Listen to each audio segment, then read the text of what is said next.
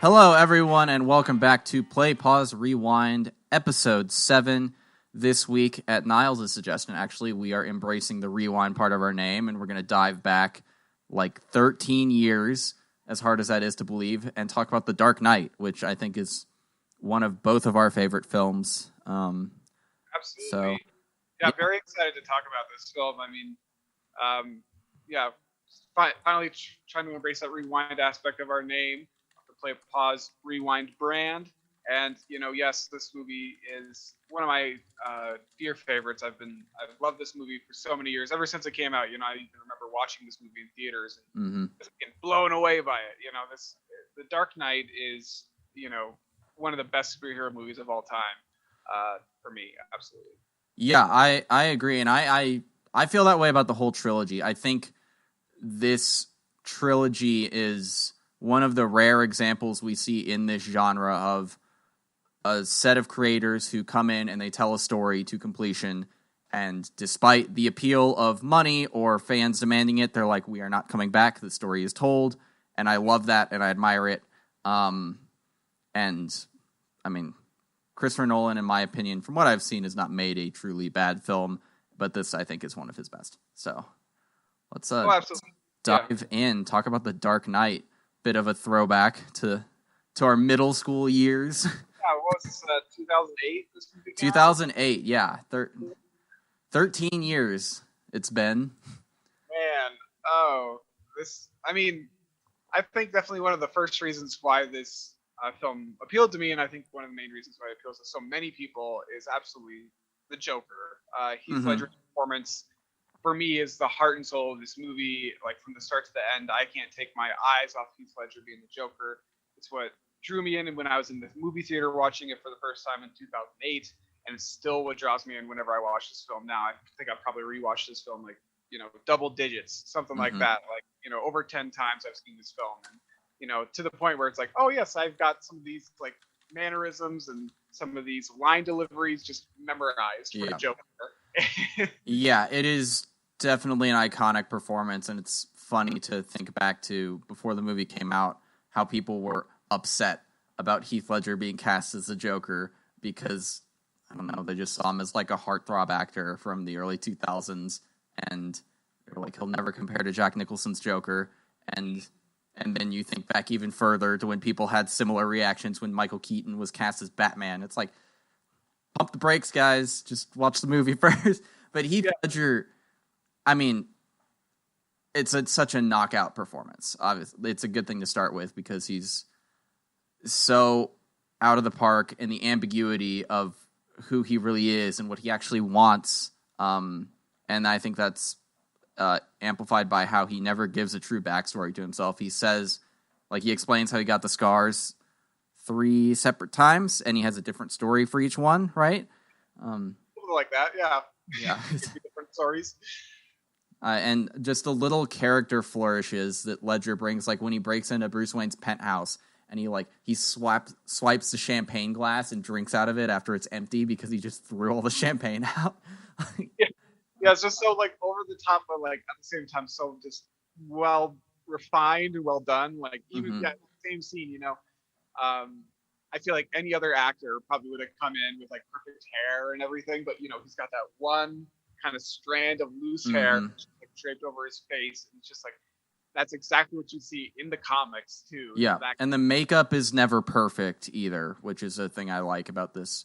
It's very like it seems hastily done. And a good portion of the film, it's just like worn off on his face because he's in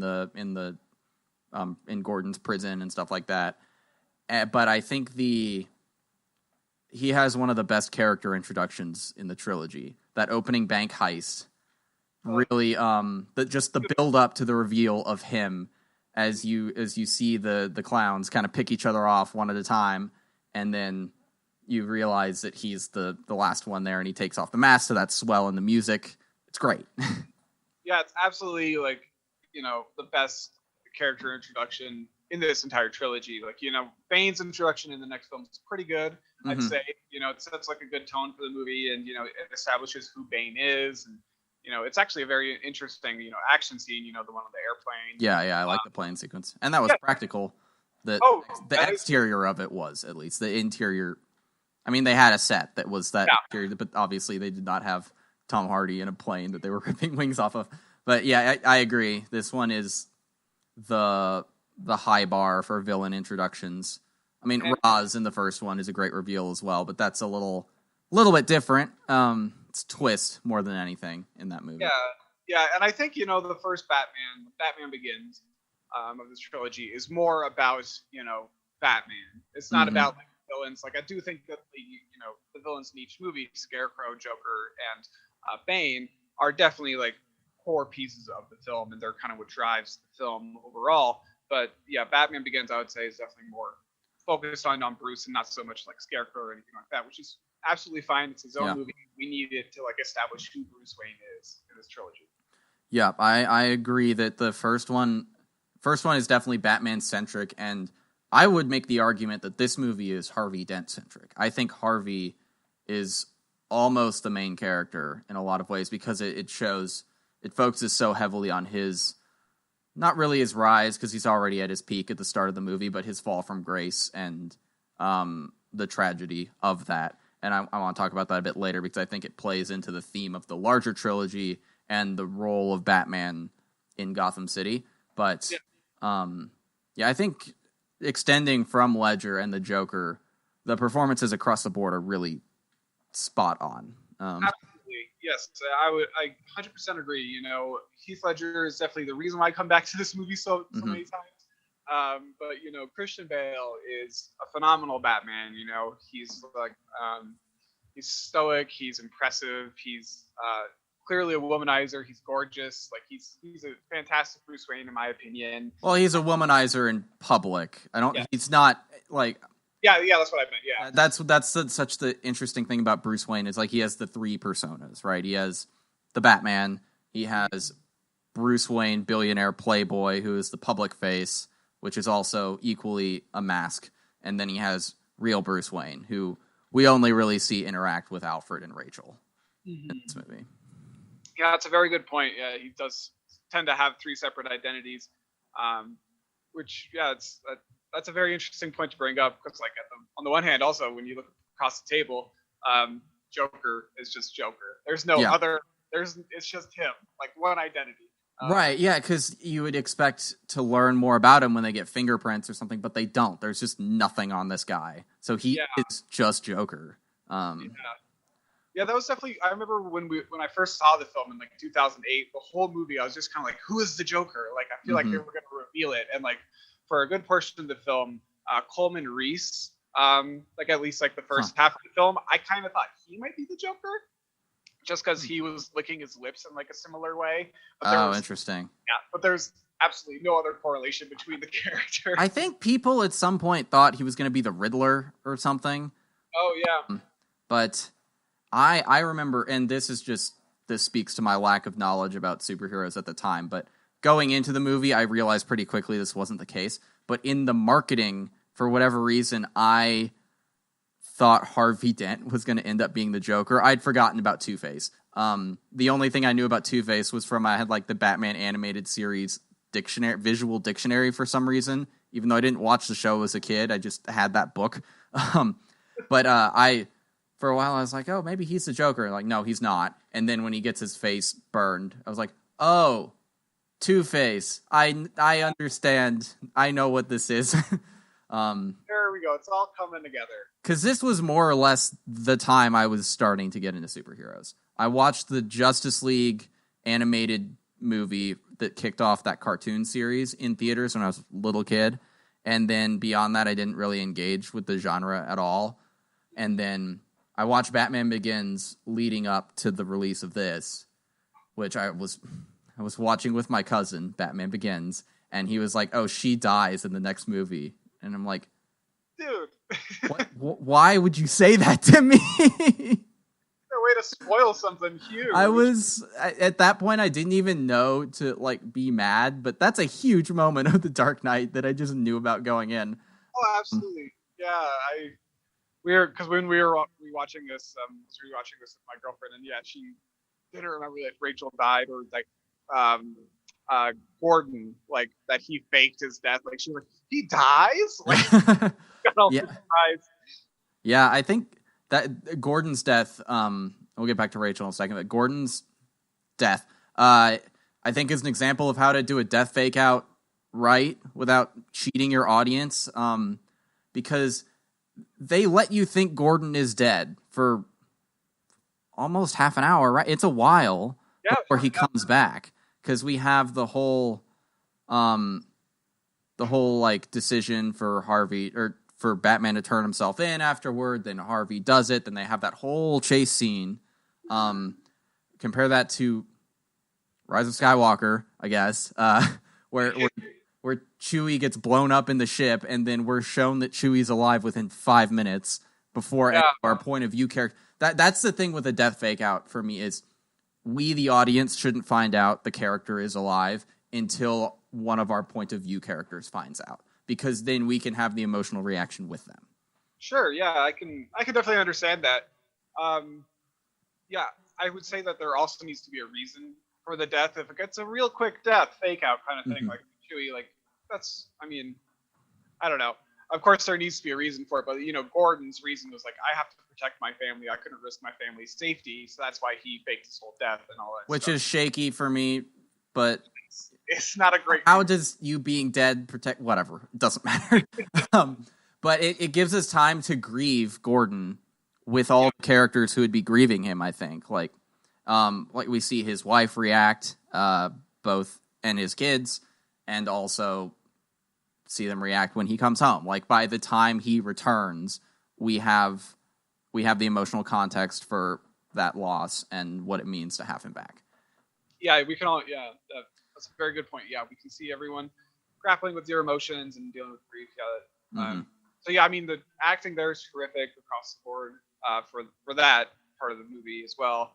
And I mean, Gary Oldman's character for me is just like, I know that there's different Gordons out there. There's a lot of J.K. Simmons did a great job. And, Jeffrey Wright's coming up in the Matt Reeves, Robert Pattinson one. I'm excited to see his take. Yeah, they're all. I'm sure that he's going to be amazing at that. But for me, Gary Oldman is just like spot on Gordon. Like he looks the part, he sounds the part, he acts the part. He's just I feel like he's the perfect guy for the job, honestly. And I love that this trilogy sort of tracks Gordon from a sergeant, like a street cop, up to being commissioner halfway through this one.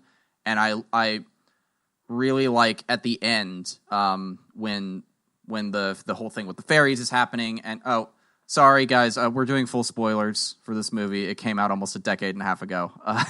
In case you already didn't know. Yeah, our bad we didn't call it out, but also it's 2008, guys. It's fine. Yeah, if you haven't seen this movie already, go and see it. Like seriously.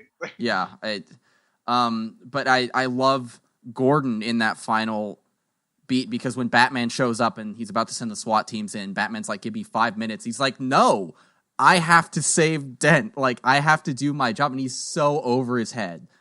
And then he gets the call from Harvey that his family is being held hostage, and it's like you just feel how out of his depth Gordon is, and he doesn't know what to do because he was just given this job the night before.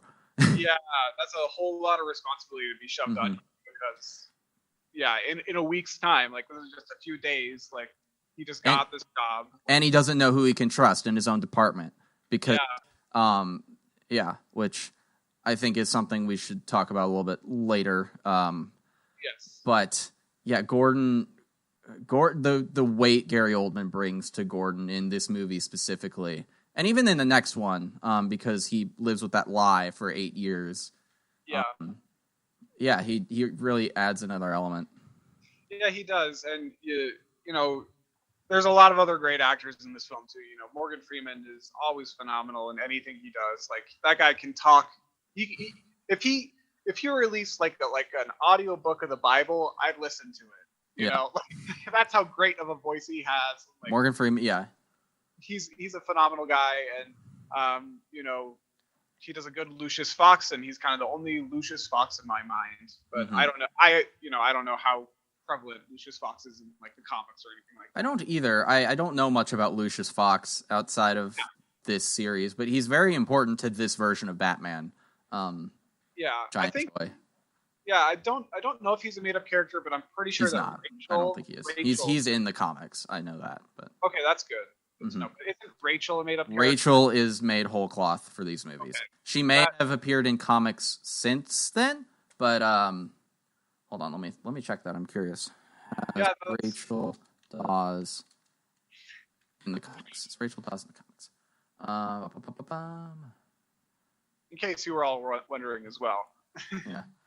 Okay. Technically, yes. I say this loosely. She was not in any comics before Christopher Nolan's Batman movies. Her comic were due to the comic releases being the Batman Begins movie adaptation. Okay, so there was a comic adaptation of the movies, and she's in those. Okay. So but she was created by the Nolans for these movies. Yeah, and I mean, that's fine and all, but it definitely shows for me that she's kind of a made-up character. At least in this film, maybe not as much in the last one. Like in the Batman Begins, I feel like she does a pretty good job of being like the moral support character for Bruce and kind of guiding him through the whole process and kind of helping him become the Batman that he needs to be, where he doesn't kill or shoot guns or anything like that. I think she has more agency in Batman Begins than she does in this one. Absolutely, yeah. In this movie, Rachel Dawes just feels like a plot device to me. She's just kind of the female object there in the movie for Bruce Wayne and Harvey Dent to kind of like pull at and say, "No, she's mine. No, she's mine." Does Rachel and her death feel like the fridge trope to you? Do you know what the fridge trope is, or should I explain that for the audience? Yeah, explain that trope. So the fridge trope it's short for the woman in the refrigerator, and it originated in a Green Lantern comic book a long time ago. And maybe the trope didn't originate there, but the name came from there. And basically I think the Green Lantern was Kyle Rayner at the time. I don't know anything about that guy, but they introduced a girlfriend for him in the comic, and she was like a super awesome girlfriend, and she was super cool. And then very shortly after, she was killed and stuffed in a refrigerator, and he found her there. And basically the trope is you introduce a female character, typically a love interest, to kill them for the purposes of spurring on your male protagonist in an act of revenge or something like that. And I don't know if Rachel qualifies totally as that, because in Batman Begins, I think she has a lot of agency and is a pretty good character. And I think she's still a good character, but I don't think there's any question that the main thing she does in this movie is die to precipitate Harvey's fall to being Two-Face. So, in your opinion, and we're probably not the best people to ask this, but we're doing it anyway, I guess. Is this the fridge trope, in your opinion? Because I am not sure. In this movie, I would say yes. I think that she is a bit of a fridge trope because, she's working with the district attorney, and she's helping kind of do the whole thing of putting the mob behind the bars, but that's more Harvey Dent's gig. It's more like his story. She plays second fiddle to him in every DA scene, whereas in the first one, she's the one taking action because the DA gets shot very early in the movie. Oh, yeah, I didn't even remember that. Yeah. But the first one forces her into a situation where she has to do more, and in the climax of that movie, remember, she's in the Narrows, like helping that little kid trying to escape and keep him safe from all the spooked people. Yeah, that's right. But I do believe that in this movie she is definitely a second fiddle. She's in the background, and she's just kind of there for dramatic effect and as a plot device, and to be like, oh, I like Harvey Dent, and Harvey Dent's the way of the future. But then at the same time, oh, I have feelings for Bruce Wayne, and it's kind of to make that emotional conflict a little bit. Which it does kind of set up some, drama for the third movie with, Bruce Wayne and Alfred, because Alfred wrote his letter, so that's like a whole thing of. But that's part of the fridge trope too, isn't it? That's absolutely. I think it's one of the way Rachel is used in this movie is one of the few negative things about it for me. Because I like her character a lot, but I am pretty sure her main function in this narrative was to create Two-Face, which totally, yeah. Can you imagine like being Maggie Gyllenhaal for this film? You know, being like, okay, we're gonna bring you on just for one movie, but you're really just gonna be just a plot device. Yeah, well, and it's odd too because she replaced Katie Holmes from the first movie, allegedly because Tom Cruise didn't want Katie Holmes to continue in the role because they were together at the time. I don't know how true that is, but that's what I'd always heard. Oh, that's interesting. I don't know. That was peak Scientology, Tom Cruise. So, well, I wouldn't put it past him because the one article I saw was like she's like, oh yeah, I just didn't want to continue the character, but that reason for Tom Cruise makes a little bit more sense. Mm-hmm. Yeah, and Cruise seems like he's mellowed out a little bit since that era, but who knows? I don't know the guy. I guess let's move on from that to talk. I don't know, what should we talk about next? You want to talk about Batman and Alfred? Yeah, let's talk about Batman. What do you think about Alfred in this movie? So Alfred, I mean, I like Michael Caine. I think he does a fantastic Alfred. Like, I like the accent. Like, it's not like 100% perfect, but it's just his voice. Exactly. You know, and well, it's just funny because we were talking about Michael Caine when we were watching this film, and my girlfriend, she watched this accents expert video. And apparently Michael Caine did like one bit where he played like Lyndon B. Johnson or something like that. I don't know. But apparently the accent is horrible. He's not even trying. He's just clearly British, and it's like, okay, whatever. But I need to see that. I'll have to look that up and send that to you. But you know, I think that he does a good job as Alfred as a character. But that being said, I do kind of have like a little bit of an issue with the character of Alfred in this film. Okay. What about you? I think I know what you're gonna say, and I think I kind of agree with you, but I think Alfred is always portrayed as ex-military or a mercenary or something like that, which is part of this. Sure. I think Michael Caine crushes it in the role of Alfred. And I think Alfred in this movie is a great sort of soundboard for the ideals of Batman and what Batman is meant to be. And I think that plays into the movie's larger thesis on heroism. But I want to hear what your take is. I think the main thing, you touched on a little bit there. Like Alfred, sure, he has like some kind of military background or some kind of,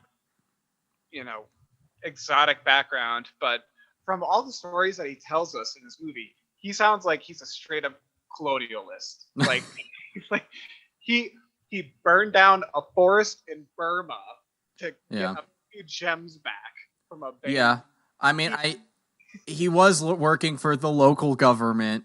In fairness, I guess, but I do see where you're coming from because it seems like an overreaction to a gem thief.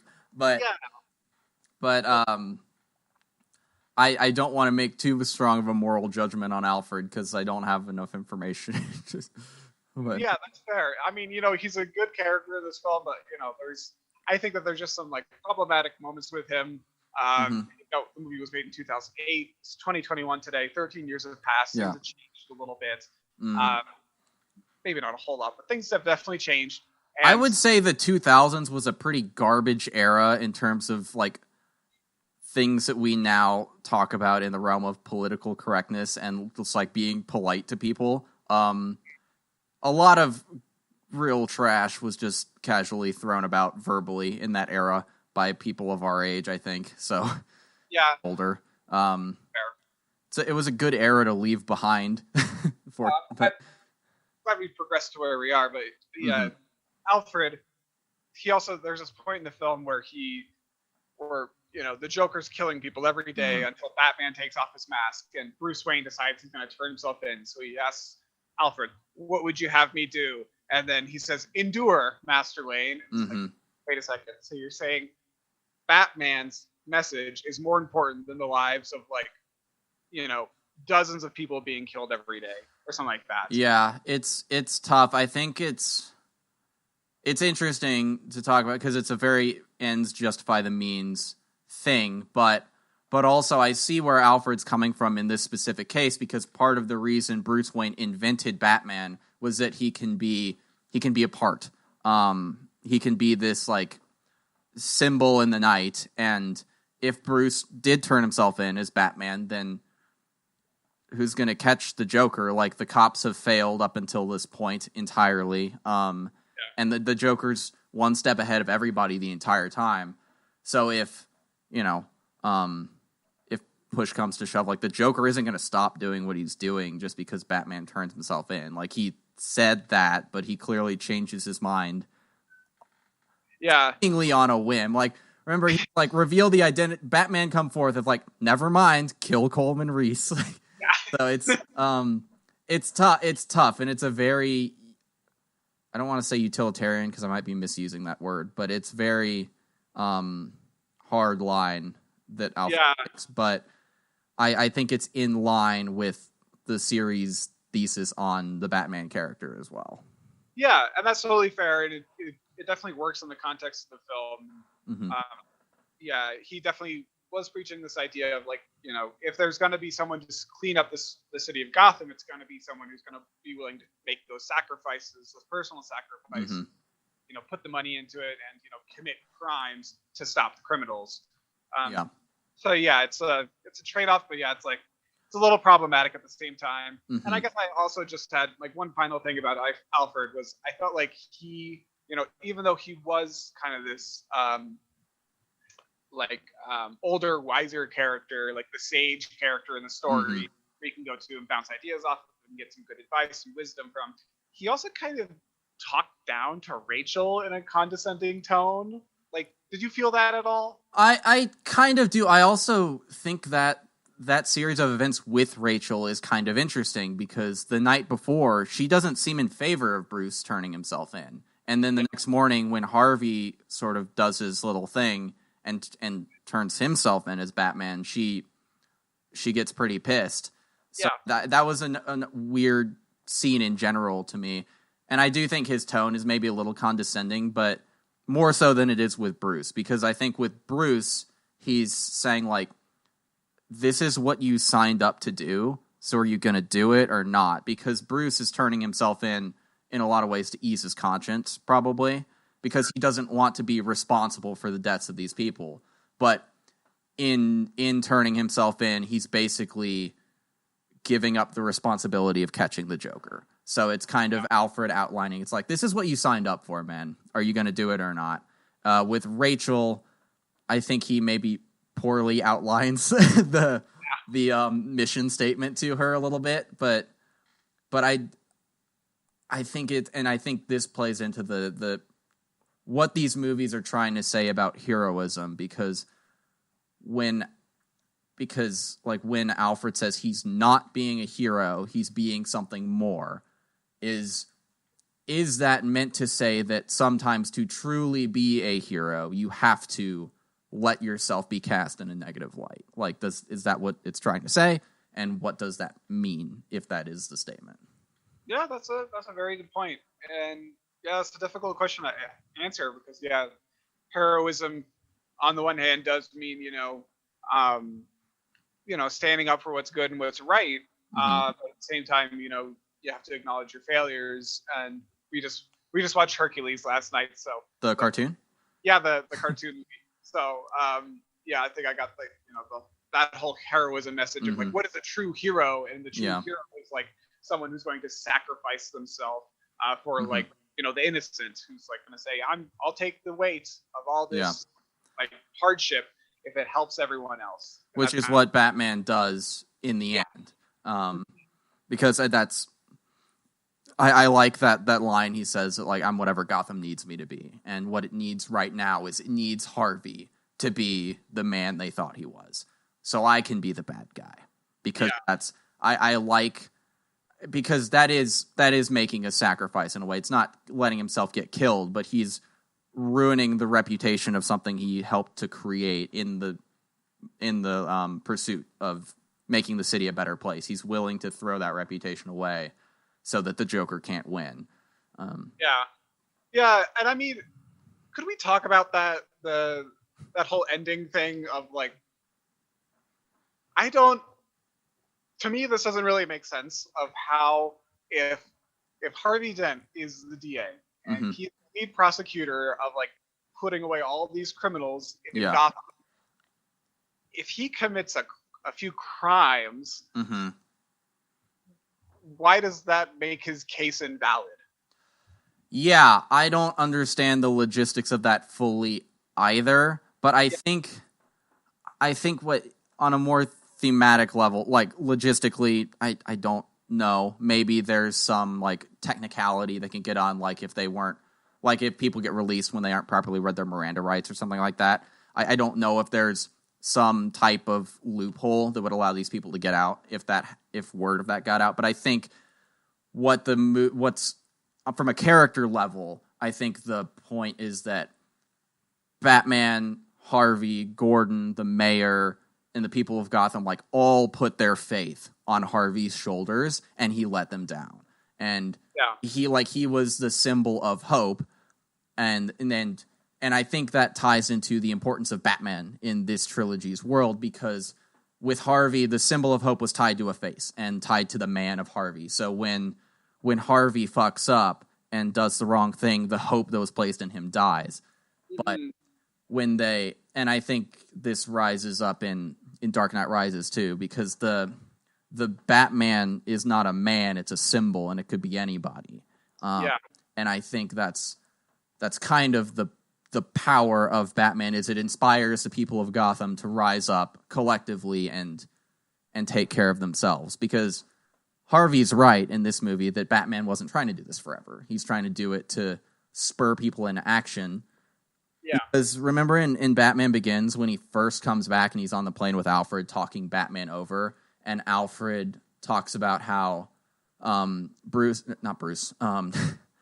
and Martha Wayne like nearly bankrupted Wayne Enterprises because they were trying to like change the city, and they were spending tons of money to do it and trying to inspire other people to get on board and help the poor and elevate the lives of everyone, and no one would do it until they got shot.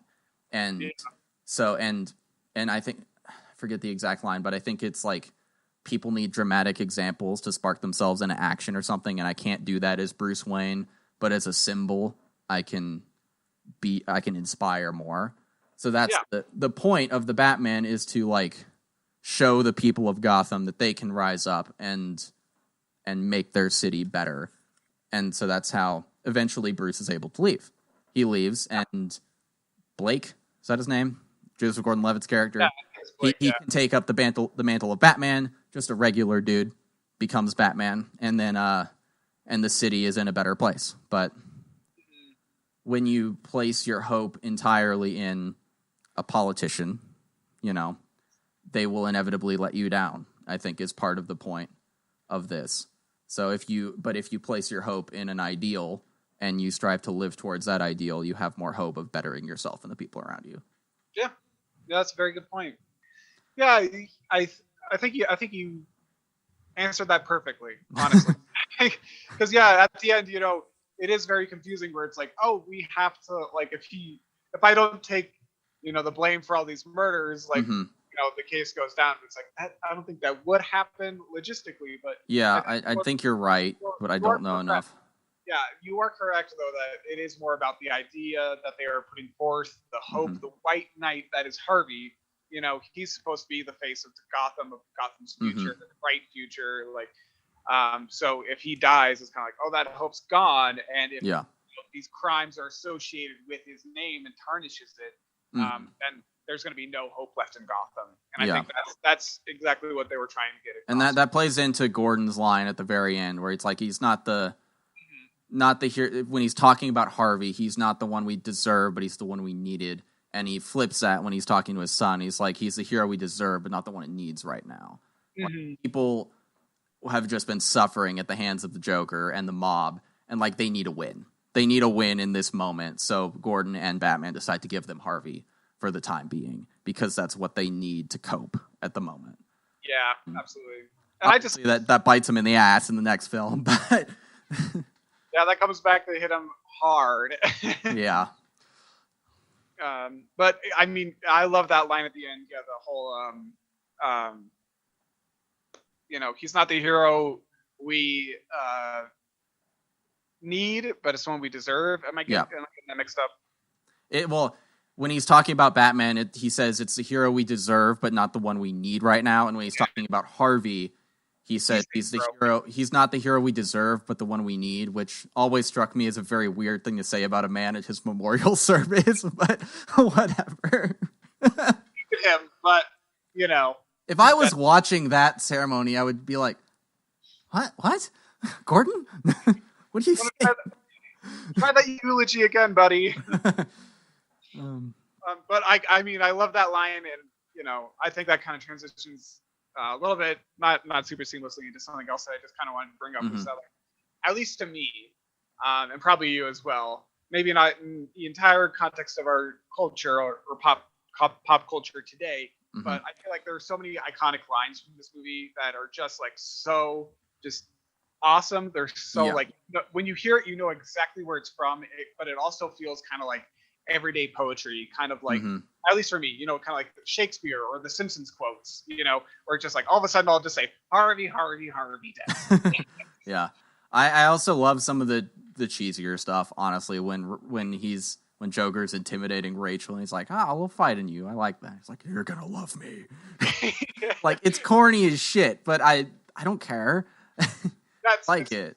Perfect now, and like you either die a hero or live long enough to see yourself become a villain. Boy, that line's been said by everyone every day since this movie came out. Oh my gosh, yeah, I feel like I've seen a million memes with that line. Yeah, and I mean I won't say it's true for everyone. I don't think that's actually the case, but it's very much telegraphing Harvey's arc in this movie, which is fine. I mean, for someone who was young at the time and didn't know anything about the Harvey Dent character, I didn't realize that until it came into play. But yeah, it was a real good way to foreshadow that. And, he should have died, and that he should have been the one to explode, not Rachel. But because he lived long enough to see himself become a villain. Unfortunately. Yeah, well, and I love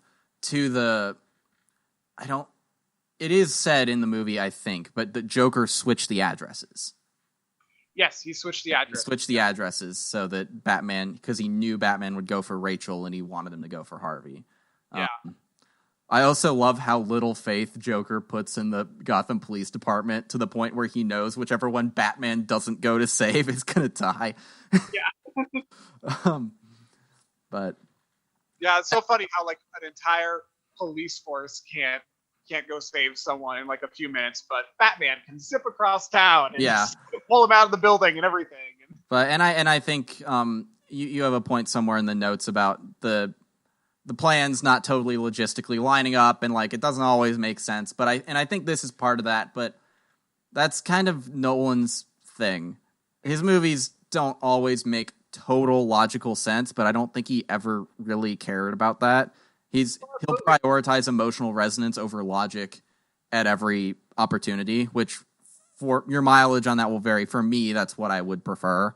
But well, yeah, I mean, just like even like Interstellar, Interstellar is like a total mind fuck. Like, like anything dealing with like the fourth dimension, like all that kind of like time travel stuff. It's like it's really difficult to wrap your head around, but like it works in the context of the movie. It works in the context of the movie, and it's all about and like in The Prestige with Christian Bale's spoilers characters, like they don't have to live their lives in that way, but it creates a very powerful twist and a lot of emotional resonance throughout the movie that they do their magic the way that they do. If I've just ruined The Prestige for you, I apologize. But I haven't seen it yet, Dylan. Wait, have you not? I have not seen The Prestige. Oh, don't worry, I'm gonna totally forget that, so don't worry. Okay, good. I'll still watch it. It's on my to watch list. It's so good. But yeah, well, I was just gonna say, the logistics. the logistics of films don't ever really need to make sense, because it's more about the storytelling. It's more about the characters. It's more about the emotional draw, just like you were saying. And I think Christopher Nolan does a really good job of that with, Batman Begins, Dark Knight, and even Dark Knight Rises, because you look at the logistics of those films, and it's like, wait, you were halfway across the world, and you were able to get back to Gotham in time to stop Bane. Across the bridges that are deliberately called out to be uncrossable at the time. And it's like, but that's not the point. The point is that he's come back. He has made it back, and Batman has returned more impactful than before. And I think I could be miscalculating a little bit here, but it's kind of my opinion that if you're someone who dives into a movie and it's like, see how illogical all of this is, like everything, nothing lines up, the plot doesn't make sense. Your problem isn't actually with that. Your problem is with something else, and you're trying to rationalize it by picking apart the movie with logical inconsistencies. That's not really your problem with it. Yeah, absolutely. Because lots of great movies don't make sense. Yeah, I mean, just look at Star Wars. Like Star Wars is stupid, but one of my favorite movies of all time. It's like, you think it's logically a good idea to make a space station that's in the shape of a giant ball that slowly floats around the galaxy and blows up planets. No, it's a terrible idea. I think someone did the math, and that thing would cost like $1.4 trillion a day to operate. It's like, where's the logical consistency in that, guys? There isn't any, but it looks cool, and it makes for an awesome setting and a terrifying doomsday weapon for that movie, Yeah. The economic impacts of the Death Star would be... Yeah. The Empire would be a terrible government structure. Yeah. Like, I'm going to eradicate the Senate because I have a floating orb that will just blow up people's planets if they disagree with me. It's like, But what about all that tax revenue? Space driving force for episode 1, space taxes. Space taxes. So logic isn't really an issue for me in movies. Unless the logic is character based. Like, if I don't believe, like, if Bruce Wayne suddenly like took out a pistol and shot Harvey Dent in the face, that is a logical inconsistency I have, because it's an inconsistency with the character and it breaks his motivation. Sure. Well, then let me ask you this. Would there, because I feel like a lot of these, or the logistical things, some logistical things to the film that don't entirely make sense revolve around the Joker. Like, how did the Joker plan out all the stuff in the jail? Like, how did he premeditate, like, putting that bomb inside of his goon and explosives and doing like all this other stuff? Like, how did he do that? What about the hospital? How did he know which hospital Harvey Dent was going to end up in? How did he get like all the bombs placed there in an appropriate amount of time? Like, how did Harvey, like, all that other stuff? But I feel like a lot of that kind of goes back to the Joker. So for like someone who's such an agent of chaos and someone so focused on like disrupting the status quo, it seems like he's done a fair amount of planning. Yeah, I think that whole Agent of Chaos thing is an act. On his character. That's a very good point. That's the image he portrays. But because the things he executes in this movie require planning. That, simply put, like, you need plans in place to execute on the level that he does throughout this film. So I think he's totally lying. Because he wants Harvey to become an agent of chaos, and he does. That's a really good point. Yeah, I hadn't really, I guess, all the times I've watched it, I hadn't really thought of it in that context before. But yes, he is absolutely putting on a charade. Yeah. Even though his only identity that we see on screen is just the Joker. But yeah, as an agent of chaos, it is kind of your inherent responsibility to plan, to lie about being an agent. I think his motivation is chaos, but I don't think he acts chaotically. Yeah. He wants the result of his actions to create chaos. But I think you just said it. To be an agent of chaos requires precise planning. Because if you act chaotically, you'll just get caught. But he never really gets caught until Fox and Wayne violate the privacy rights of millions of people. That's real relevant today. Yeah. Yeah, it's a bit of a it's kind of the catch-22 of like of the whole chaos thing of being like, yeah, you or like saying like I don't give a fuck. Like just that statement in itself is kind of a logical fallacy because it's like if you don't really give a fuck, then why would you care if people knew that you gave a fuck? Yeah, you wouldn't say anything. You would just quietly keep existing. Yeah, so it's kind of the same thing with the chaos thing that you were just talking about. That you can't be an agent of chaos because then you just get caught immediately. Right, and I think the surveillance thing is interesting because it ties. Obviously, it is set up by Alfred burning the forest in Burma down to catch the gem thief, and the surveillance sonar thing is kind of the modern equivalent of burning the forest of Gotham down to catch the Joker. And even in the face of the Joker, Fox is like, "No, we cannot do this." But which he destroys it afterward. So that raises an interesting sort of philosophical question of, to catch someone like the Joker, is the temporary violation of everyone's rights justified? I don't know. I don't think that there's a very clear answer to that question. It does. The movie does not answer the question. It does. It does answer the question that the power is too much to hold because Fox destroys the machine afterward, but he destroys the machine after utilizing it for his own, or for Batman's ends, I guess. Yeah, and I think this was definitely like a sensitive topic for the time because of this was. When did the Snowden leak happen? I don't remember exactly, but this is this movie came out in 2008, and 9/11 of course happened in 2001. The war on terror kind of escalated after that day and continued up, and the Patriot Act happened. So there were these kinds of issues of privacy concerns in the general public at the time. But I think that a lot more people were, in the wake of 9/11, were definitely more inclined to say, hey, whatever, we got to catch these terrorists. We got to care about our public safety first, and then then I'll be concerned about my privacy. But 2021 today, it was 2008 when this movie came out, and this message of like, this broad-ranging, privacy violation to capture a lunatic, it's a crazy thing to kind of talk about today.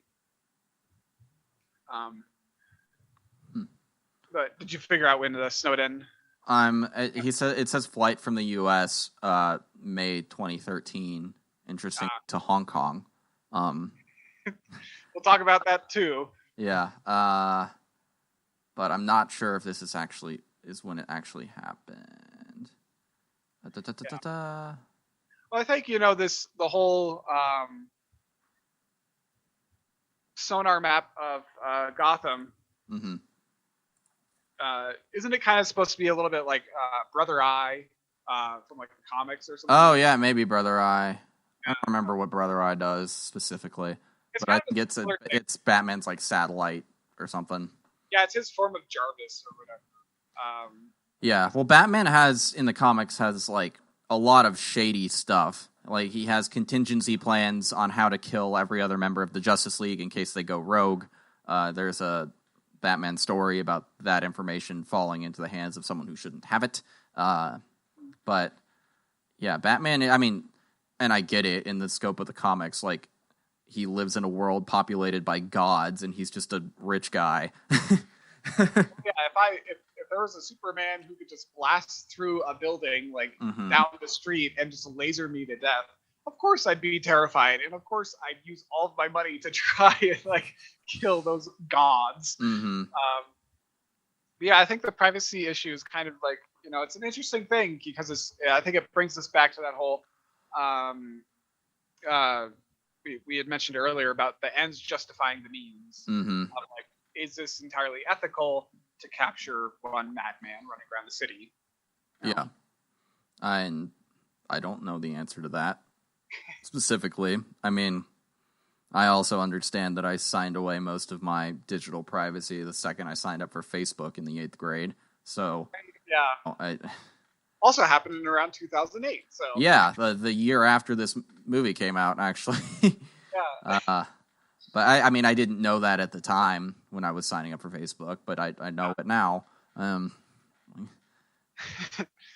while we're talking about these privacy issues, I guess one thing to just kind of mention was the whole Hong Kong plot. Yeah. Might as well discuss that now. But there's this whole sequence in the movie, as our listeners will probably remember, where Batman has to go to Hong Kong to extradite this money launderer named Lau. Wow. Yeah. Side note, I don't really like this actor's performance. I think it's one of the worst parts of the movie. Huh. But that's just me. I don't think he's a particularly convincing actor. I'm sure everyone else has different opinions on that. But anyways, he extradites Lau back to the States from Hong Kong. And Dylan and I had a similar kind of question during the film, I guess, about Hong Kong and China. How would extradition work from China from Hong Kong?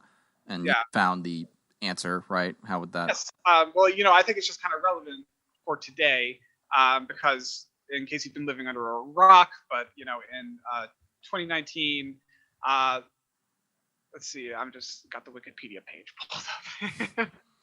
But in 2019, there was this bill that was passed in Hong Kong that regarded fugitive offenders and stuff like that. So basically, the bill proposed that was proposed by the Hong Kong government that it would establish a mechanism for transfers of fugitives, not only for Taiwan, but also for mainland China and Macau, which were currently excluded from the laws at the time. So now people can be extradited from Hong Kong to mainland China.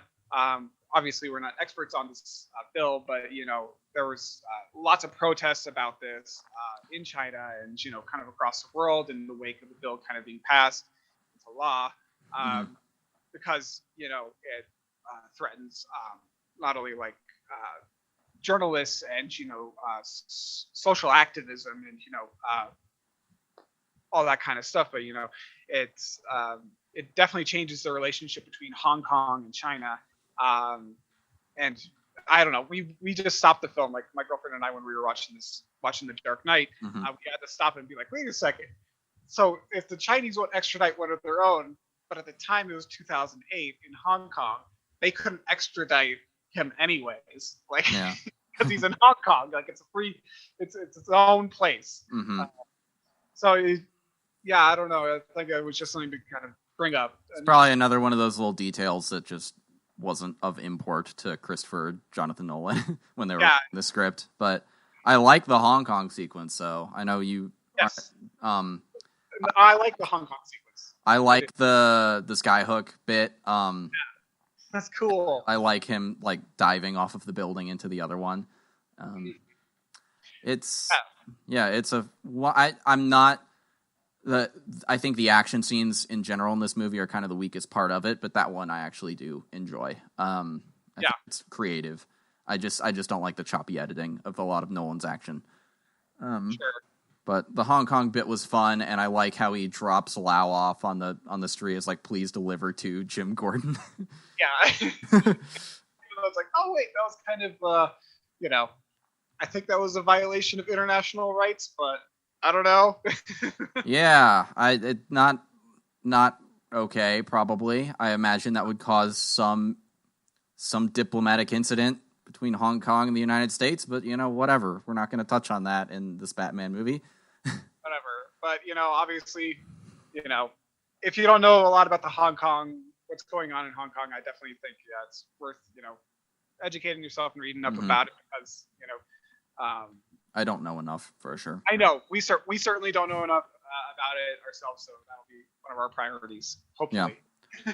I just hard transition real quick. I just want to talk about how much I love the ferry bit, the ferries, because it just, the Joker is just so dead set that one of the boats is going to blow the other up, and then I love that the first one we see is the big criminal guy, and he's like, I'm going to do what you should have done, or he says what you should have did 10 minutes ago, and you're like, he's a big dude and he's kind of intimidating, and he's on the bus of like Harvey's most wanted people, and just without hesitation chucks a detonator out the boat. And then the citizen on the other boat who's like, "I'll do it," means like I'll protect us by killing the other people. He can't even do it. It's like it's the start of the people of Gotham like self-actualizing a little bit and being like, we can be better than this. And I think it sends so much positivity, because it's like Batman doesn't beat the Joker by beating him physically. The people of Gotham beat the Joker by showing that they're not as messed up as he is. That they would rather all go down together than pull a trigger on someone else, which is really cool. Of course, to maintain that, they have to lie about Harvey, but it's a step, you know. Yeah, I do appreciate the ferry scene as well, and I think that's a very good point about yes, it's people self-actualizing, and they're coming up and saying, yes, you don't actually have to kill each other. Like, you know, there's that decision of pulling the trigger is not ours to make. You know? Yeah. And it changes, like, it would change who you are as a person. Like, once you do that, you're not innocent anymore. You just blew up a ferry full of people, guilty or not. And yeah, so. Well, yeah, it definitely speaks to that morality of the whole situation. And one other thing that I do like about this movie is that, you know, at the start of like the Joker killings, he's killing every single target. Like, he's getting, you know, the judge, he's getting the commissioner, you know, he's like he's killing everyone. But as the film goes on, he kind of gets stopped, you know, like more and more people are being saved, and even in the ferries, when it's like all these people should have died. Yeah, and the hospital gets evacuated, doesn't it?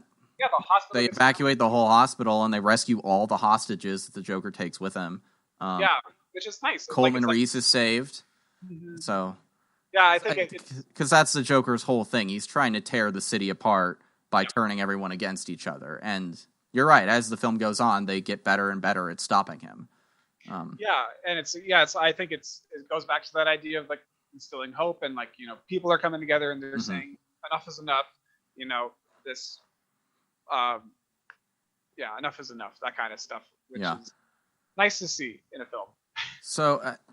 I guess that's a question too. At the end, like, they know where the Joker is. He's in that building. They're gonna catch him, probably. I feel like he's fine with that.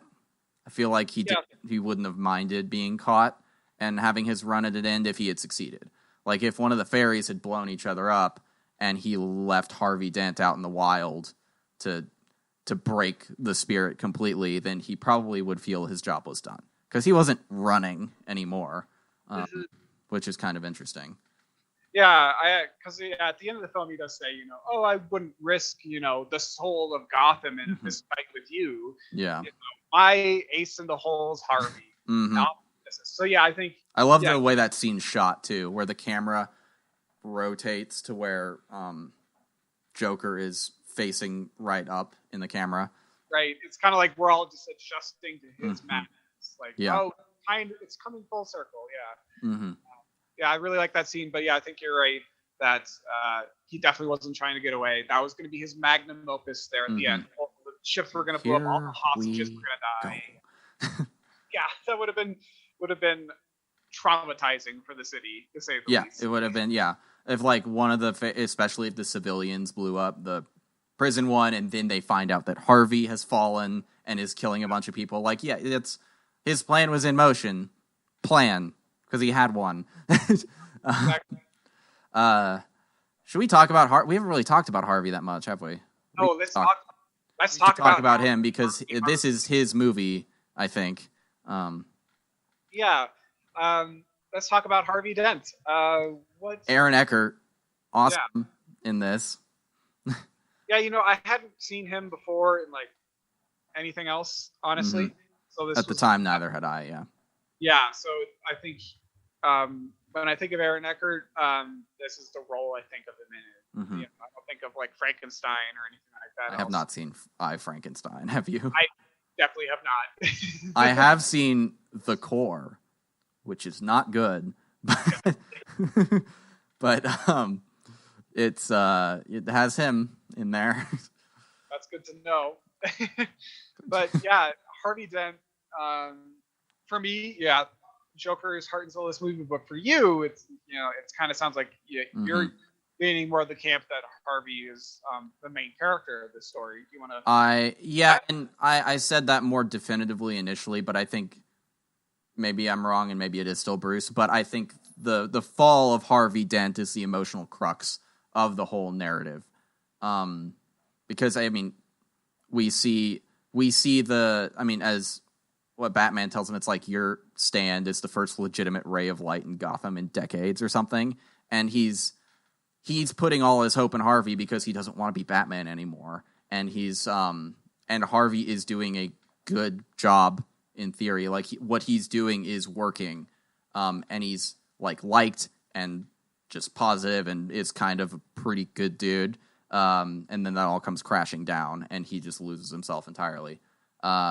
Also, side note, the CGI for Two-Face is fucking spectacular, even today.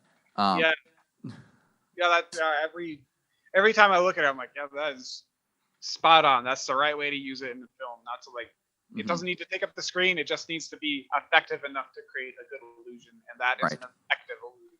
Yeah, and I think, and I ended up touching on this earlier, but I think the fall of Harvey really highlights the importance of Batman, because as Batman says, and as Bruce says initially, and as Joker even says at the end of this, that the symbol of Batman can be incorruptible, whereas a person like Harvey can be broken eventually, if you give him the right push, I guess. Yeah. And that's kind of a negative way to look at people, I guess, but putting undue pressure on one person to solve an entire system of problems isn't the right move, because no one can do that. No one person can do that.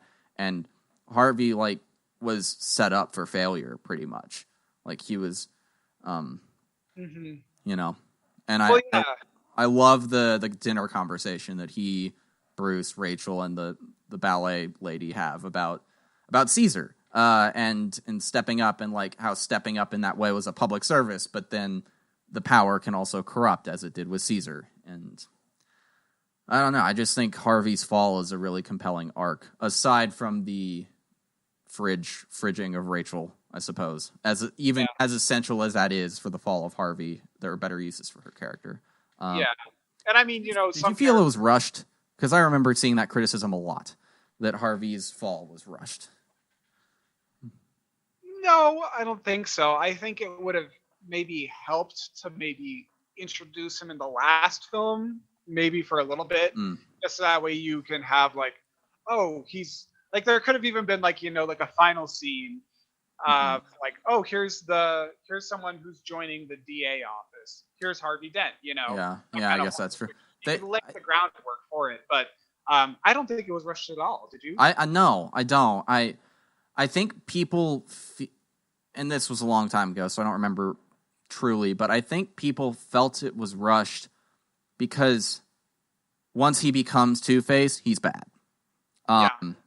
But you got to watch his character throughout the movie. Every time Rachel is in danger, he goes dark. Like with that guy in the police uniform. He's not actually going to kill him, but because when you find out about his coin that it's both heads, but he kidnaps a man. He steals an ambulance and kidnaps a man, and holds a gun to his head.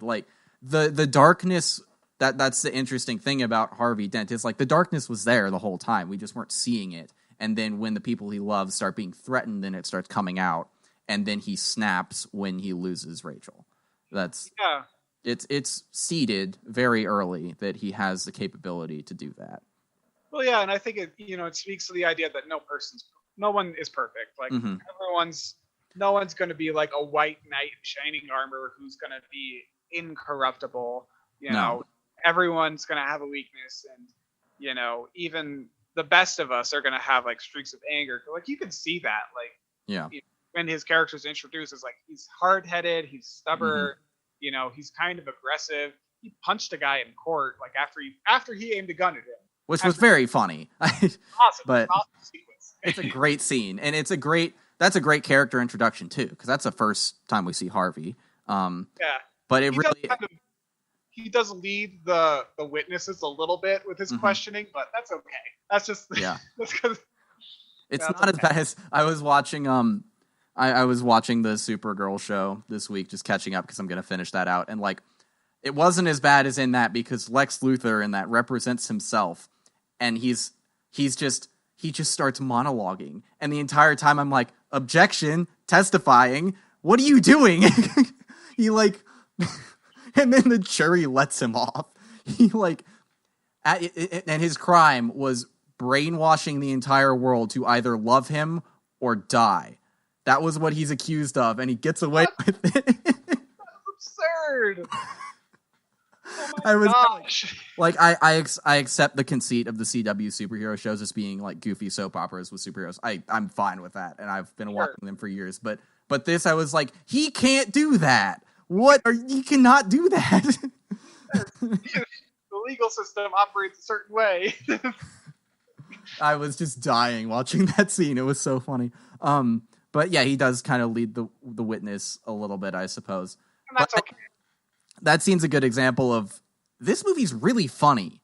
It has a lot of jokes, and people seem to forget that you can have a dark, gritty, realistic movie like this, but it has a sense of humor. Like, Batman's kind of witty with Fox. Fox is witty. Rachel and Harvey are pretty flirty and fun with each other. The Joker's got some good quips. Yeah, the Joker's got a lot of funny lines. Like when he has the grenade and makes the pencil disappear. It's like, it's dark humor, but it's like, it's good. It's fun. And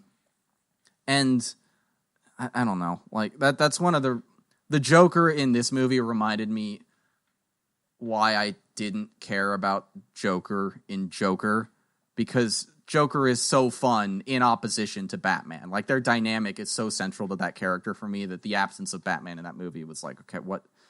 Just watching a sad man become a clown around riots. Like, I don't like Joker. I'm lukewarm on it, but I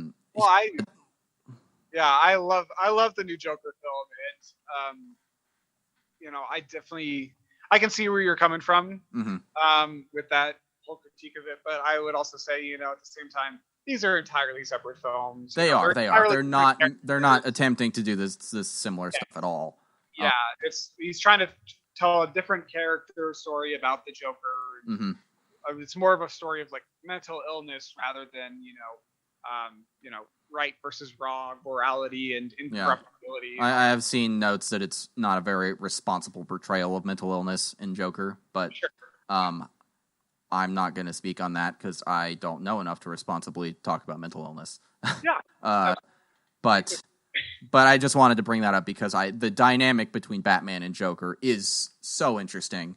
And even in the Snyder cut, which I don't think Jared Leto's Joker holds a candle to Heath Ledger's in any way. But I love that the line that he says, it's like, I'm your oldest friend, because for two characters like this to have been having that relationship for so long, there is probably like a really screwed up kinship in a way after that.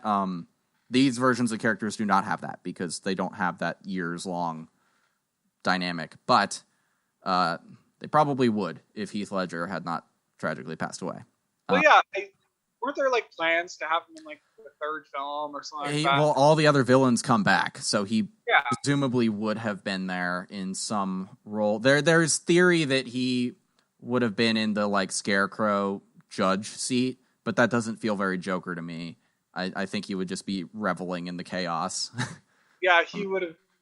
Yeah, he would have been a good goon for Bane to like go off, or like a general for Bane or something. I just don't think he would have worked with Bane. Do you? Well, I don't know. Because Bane's all about like the militaristic fall of the society. He maintains control of it once it's fallen. So I guess he could have been like a third party. That's where I think he would have been. The whole kind of Civil War thing, where it's like 3 different armies or whatever. Yeah, that would have been neat. But I do love how Dark Knight Rises is just apocalyptic. It's just the city's just crazy now. It's a war zone. The cops are an underground force, both literally and figuratively. Yeah. Entirely difficult. Should we be bummers for a little bit and talk about cops? Yes. Let's talk about the policing messages of this film, and I think it is something we absolutely need to discuss, especially in light of the past year of police protests. Even just this week too. Even just this week with the killing of Dante Wright. Mm-hmm. Am I getting his name right? Thank you. Yes.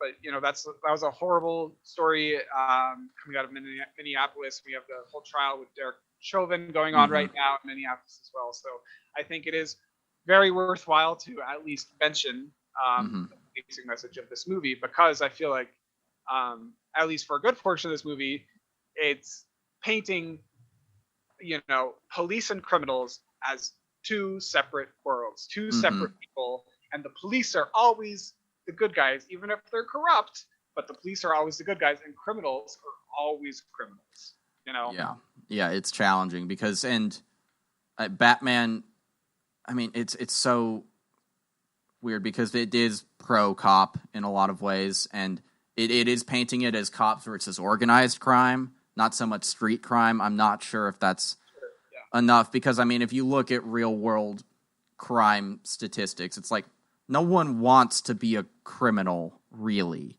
People are forced into that by circumstances often outside of their control. And, I mean, we have an epidemic of police killing unarmed, mostly black people in this country. I mean, not black, but a 13-year-old kid was shot by cops for no reason last month. It's like, so it is hard looking back, because, I mean, these movies were made in a different era, but that stuff was happening then too. It just wasn't as visible to us because, one, we were kids, and two, we're white. So it's tough. And I do think Gotham City Police Department is, in all Batman media I've seen, painted as outrageously corrupt, with the exception of Jim Gordon. So I think there is an element of truth to that, but also that you have the guy going like, no more dead cops, and you're supposed to sympathize with him because all the cops are getting killed. But yeah, it's same way, like most of Hollywood has a lot of really uncomfortably pro-military messaging too, and that is, do you know why that is? Have you heard this? No. So the Department of Defense actually has copyright ownership over the Army and Navy and Air Force and all of that stuff. So if a movie wants to use real life like weaponry and uniforms and stuff, the Department of Defense gets to look at the script and sign off. Really? Wow. Yeah. That should not be legal at all, but that is true. I'm not saying the same is true for police departments. I do not think that is the case, but a lot of popular media, not just Batman, but going back decades, like, has cops as the heroes, even the renegade cop. Like, look at Mel Gibson in Lethal Weapon, or it's countless characters. It's like you went too far, you shoot first, you ask questions later, but they're like the hero, and it's a troubling history of cops going beyond. Even in fucking Die Hard, the Hal, great character. Why is he having trouble being doing his job as a cop? Because he shot a kid. That's it, and his arc is overcoming his shame at shooting a kid to shoot another man. Yeah. So it's uncomfortable, and it's but I did not know that at all about the whole Department of Defense. Mm-hmm. That's insane. That I feel like that would be so difficult to like portray them in like a critical light. Then you can't, you really cannot. But that's why like every Michael Bay movie looks like an ad for the Army, because he gets deals on using real life military equipment for discounted rates because he portrays them so positively. That is so upsetting. And Marvel does this too. They have deals. One of the rare exceptions, apparently, in their filmography was the Avengers, because the Department of Defense wasn't happy that the film depicted the U.S. government as being willing to nuke Manhattan. That's how serious they take this. Yeah. Well, I guess, yeah, on the one hand, coming at it from a historical perspective, if you want your country to be like a lasting superpower in the world, yeah, I guess to a certain degree you have to control the media. It's a propaganda machine, but yeah, you don't want people to shine a negative light on your military. On the other hand, that's really fucked up. Yeah, that feels like just straight up propaganda, and I mean, it's manipulating the audiences of the world.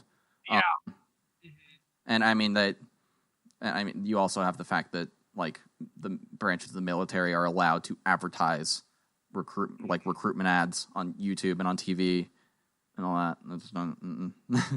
Yeah, and I don't even know how much money we spend on defense nowadays, but it is astronomical when all the money should be better spent and used in other parts of society, like education and infrastructure and medicine and preparing for pandemics. All that stuff. Yeah. But yeah, I think the messaging of this film is a little aggressive, especially when it comes to the pro-cop angle, because as you were saying, no more dead cops. There's that guy who shouts that out, and yeah, a lot of the people that die. Dark Knight Rises even more so. a lot of cops die in Dark Knight Rises. But, and they're set up in they're all in their nice uniforms, marching down the street to war, with Bane's terrorist group. So it's in modern times, it casts a new light on these films. In modern times, for me, I know this stuff was always happening. Just the visibility to me has changed. So it casts a new light, which it makes it a little bit uncomfortable. I still love this movie and Dark Knight Rises and Batman Begins. I'm not trying to take anything away from that, but it is the descent of Harvey Dent to madness is the fault of cops as well. It doesn't paint them as squeaky clean. It's Works and Ramirez are corrupt, and they cause the ruin of everything. But also they're in a little bit of a way let off the hook by the story. Works I didn't know what they were going to do to you, and then Ramirez is they got me early on my mother's hospital bills. So it's they won't just let them be bad either. And I don't think either of us are trying to call out the Nolan brothers on this or Warner Brothers, but it's just a fact of the story that it is pro cop in this, and that can be troubling in 2021. Absolutely, and we're definitely not trying to say this film is a bad movie or that all cops are bad, because they aren't. There's definitely some good policemen out there like Jim Gordon who are actually trying to do things by the book, that are actually trying to keep people safe, and they're actually trying to do their job right. But yeah, this film does kind of just portray cops in a very positive light. And while it does, like you were just saying with Works and Ramirez, say, oh yeah, they're really the bad guys of the film, they're corrupt. Here's the reasons why. It's because they have a family member in the hospital. Well, why didn't they show that for some of the criminals too? And of course, they're talking about mob crime, but which is different because mob crime preys on the unfortunate in this world, and I don't know how prevalent in America, at least mob crime still is, but the mobsters are preying on the less fortunate to manipulate them into doing things for their own ends. And Batman isn't really shown in these movies to be fighting regular people who are just robbing a convenience store or something. It's always people tied to the mob, either the Falcone or Maroni gangs that he's working with or working against. But yeah, I think there's maybe one scene where some guy was about to carjack another guy, but then he backed off because of the Batman's. Oh yeah, he's not tonight. Not tonight. But on the one hand, those.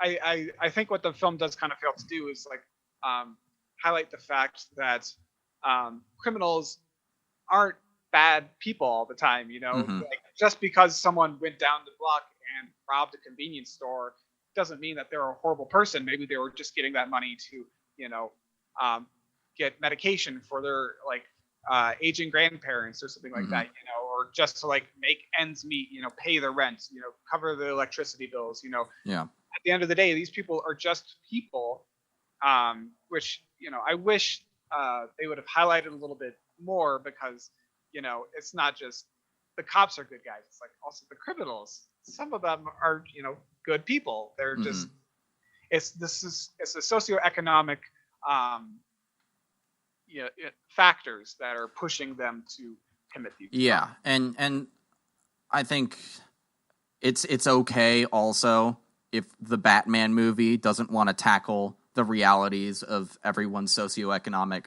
status driving them to petty crime, but I mean, don't get mad at us for this. We're just looking at the movie through the lens of today and the information we have in the world that is happening outside. Like and it's not like Gordon is shooting unarmed people in the street and is behaving in a racist way. And we understand there are good cops, but the system of policing in our country is inherently racist and bad. Yes. So the good cops are the exception, not the rule, because the system itself is bad. Yes. And Absolutely. Black Lives Matter, by the way, if that wasn't clear. They do. So I think we've talked about this a lot, but just that it is a troubling portrayal of police from today's lens. Yeah, and I think, at the same time, there's an element of, what can you squeeze into the film? Mm-hmm. And at the same time, it was 2008, so this clearly wasn't on the forefront of, like, conversations. Mm-hmm. It was happening, like these policing issues were happening, but they weren't, like, at the forefront of every single conversation that people were having. At least in the world that we inhabit. Yes, of course. We do live in a bubble. Mm-hmm. Like, important disclaimer. Trying not to, but yes, we work our best.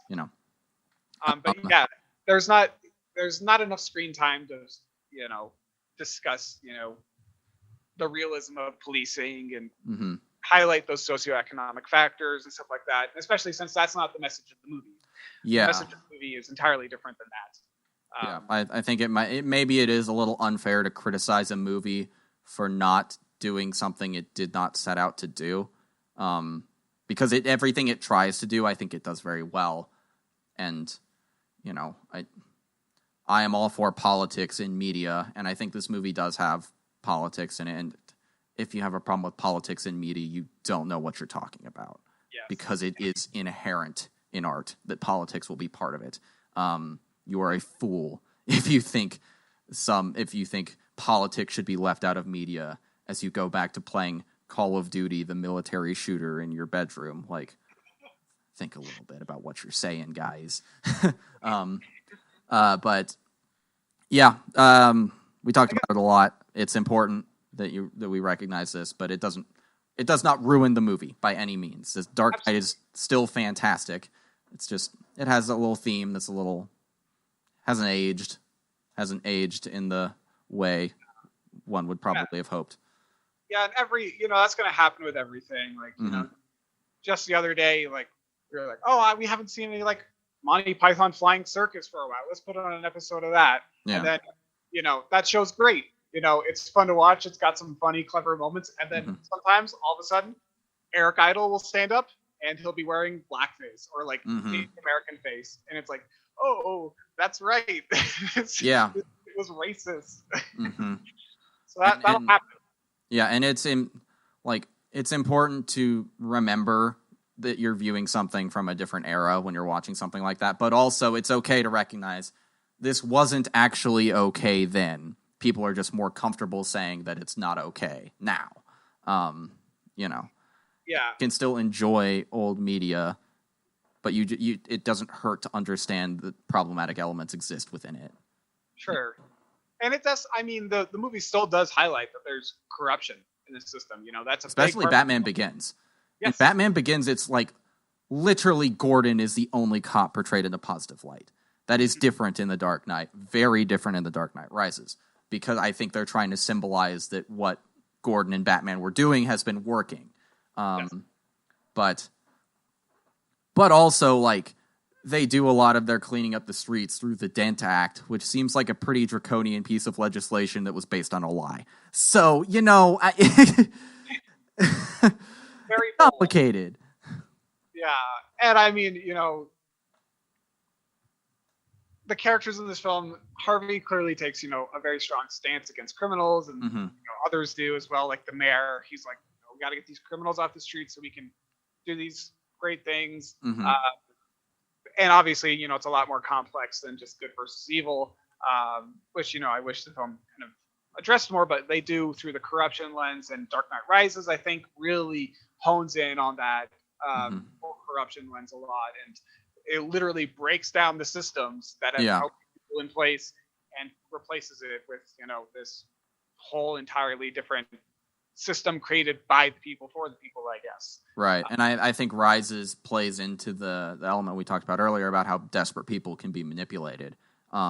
Because Bane's just going to blow them all up anyway, but he lets them think, I'm doing this for you. And he gets them all on board, and they take over the city. And because, and I mean, it's a wealth inequality thing. It's like, it's a criticism of, it's vague enough to where I'm not sure exactly who it's criticizing specifically, because I remember Occupy Wall Street was happening around that time, and people were like, oh, this seems like a criticism of Occupy, but it also seems like a criticism of the wealthy.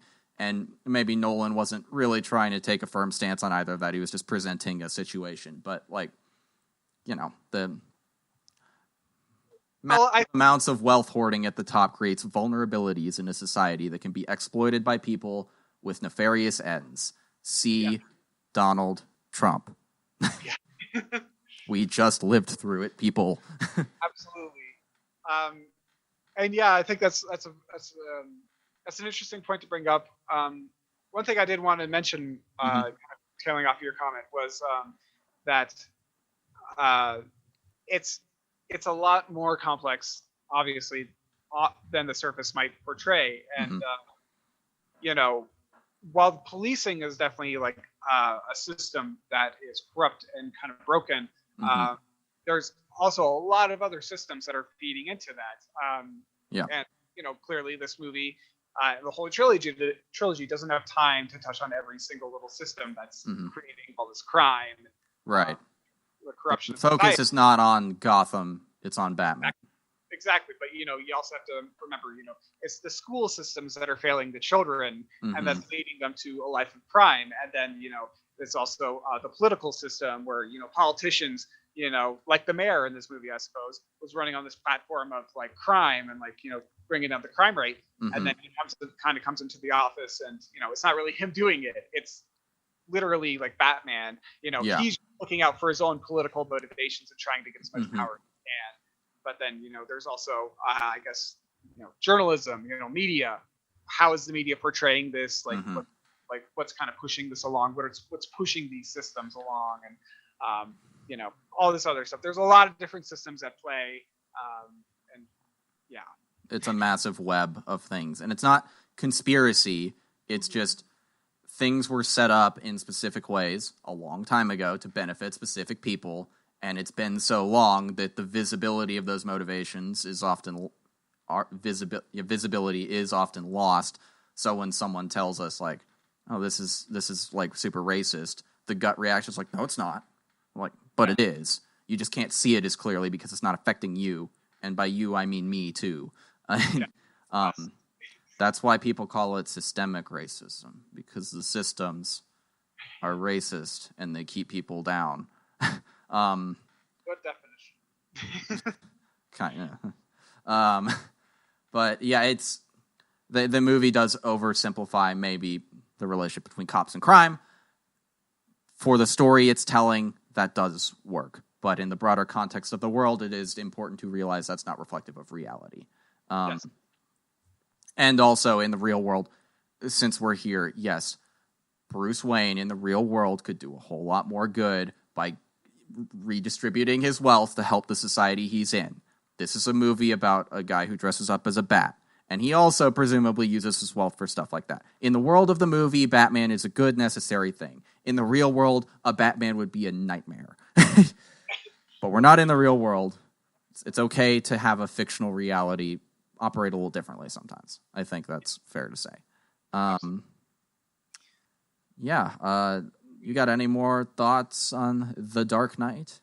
I mean, I guess one thing that I just like to mention, I feel like, when you hear about The Dark Knight and you watch any discussions on it or you read anything about it, always going to come back to Heath Ledger. So, of course, I think you just maybe might want to spend like a minute or two just discussing his commitment to the character, because I think that is something that's just like, I think, phenomenal. It's what obviously drew me to the film. I turned my camera, but I have this big old poster over there of Joker. Oh, I love that poster. Maybe the Starry Night one. Got the Starry Night Joker of him like leaning out the window of the car, and it's just like it's got the Van Gogh element to it, so it's like it's beautiful. It's just beautiful madness. So Joker is definitely the reason why I personally connected with this film at the time. I was probably 13 when I saw this movie for the first time, and just his character is profound. It is incredible. It is, like I said earlier, the heart and soul of this film. And, it all just comes back to how much freedom he was given with the character and how much time and energy he devoted to, developing this character. Maybe you could speak a little bit more to it. I don't know too much about it personally, but I know that, he spent like 6 weeks locked in a hotel room to form this character. Like he was reading comic books, he was reading like all this stuff. Like he had a like personal journal where he was like writing down things that he thought the Joker would find funny, like AIDS and like geniuses getting like head accidents, like stuff like that. Like I just feel like there was so much energy just pumped into developing this character, and he was even making like character tweaks like on set, like in the makeup. Like he had like apparently he had like this whole influence, or at least when I was reading, like he had like a big influence on the makeup in the department. Like this is how I want it to look, and they kind of worked with him, or at least that's my understanding. And for a while there, I actually didn't know that the whole smile thing was called the Glasgow smile.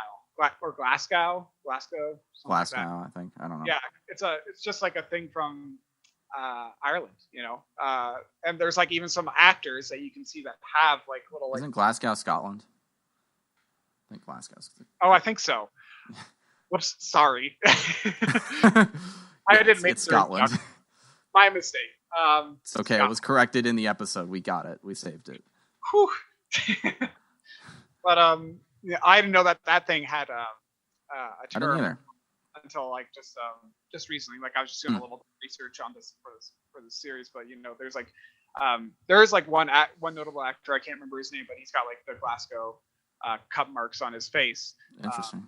So that's a real kind of scar that happens, but probably not to that degree that it looks in the film. That's like super exaggerated and all that stuff. Have you heard the fan theory about the Joker? This is not substantiated in the material at all, but the fan theory that Joker in this universe was ex-military and felt like abandoned by the system when he came back from war, and that's how he has such expertise in all the stuff he does. That's a really good theory. I hadn't heard that before. I don't remember where it came from initially, but it was never confirmed or anything. But the point is that it's never confirmed. You're never supposed to know where this guy came from. But interesting theory. Yeah, I like that. That's a really neat idea, and I guess that could definitely speak to the character of the Joker, because I know that like I said, when Heath Ledger was developing this character, he was reading like all the source material, because apparently there was like a few comic books that they were basing these movies off of. Not all the comic books in general. Like, so he was reading those very intensively, and he practiced these voices with himself, and he would do all this stuff on repeat day after day, just to develop this character. And I was just so heartbroken the day that he died, because I was like, this character is incredible. And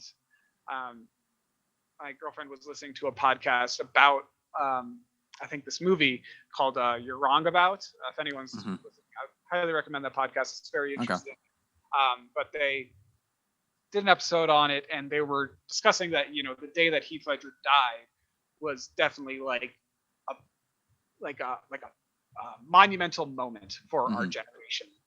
everyone can kind of remember that moment when Yeah. that happened. And, whether or not you liked him as an actor or like you followed him as an actor, I feel like, it kind of sent shockwaves throughout our generation. But yeah, well, it was really tragic. And I mean, he was so young too. And it sucks for a lot of reasons. Obviously, just it sucks when anybody dies prematurely, but this would have skyrocketed him into like so much. And by all accounts, he seems like he was a really good person in addition to being a good actor. So yeah, and just a few weeks ago, we watched 10 Things I Hate About You, and that was the first time I ever watched it. And I was like, oh my gosh, like because Heath Ledger, like he's a big role in that film, and he is such a like teenage daydream. Like he is gorgeous, and he is such a fantastic actor. And yeah, we definitely lost a great one. Part two. Well, A Knight's Tale is one of my favorite movies, and he's great in that. He's the main character in it, and it's just like a delightful movie and a great, like, fun performance. And I didn't see it until after The Dark Knight. I hadn't heard about it up until then, and I was just like, wow, this is, because I'd only seen him as the Joker up until I saw that movie, and I was like, oh my god, this brings a whole new light to what this guy could do and who he was. And then I started learning more about him in real life, and it's like, damn, that sucks. Yeah, he's just a sincere tragedy. Like I didn't even realize that, like, because I'd seen The Brothers Grimm so long ago, but I didn't. Oh yeah, I forgot about that movie. I didn't. Yeah, I totally forgot that was him too. But like, he's great in that. And apparently, I was just reading up on this before our episode here, but him and Matt Damon in that film had like great freedom with their characters too, because we don't know who the brothers Grimms were really, like they were totally, we don't really know too much about their characters, so they had a lot of free range with that. Yeah. So it was, it's kind of interesting to just see just how far that he was able to explore with his creative abilities as an actor, and this, the Joker is clearly his magnum opus, in my opinion. Yeah. Yeah. I still haven't seen Brokeback Mountain. I need to watch that. Oh yeah, I keep forgetting I need to watch that movie. It's apparently great and very sad, but great. I wanted to say one thing too, just about, I mean, this movie came out the same year as Iron Man, which was the kickoff of the MCU, and it is definitely a style of superhero movie that we do not see anymore. And I love the MCU and I love the interconnectedness of it, but I would like the return of some just, we're going to tell a very focused story with these characters, and it's just going to be about them, and we're going to see it through to the end. The Marvel stuff, as great as it is never going to do that. It is all interconnected and going to go on forever.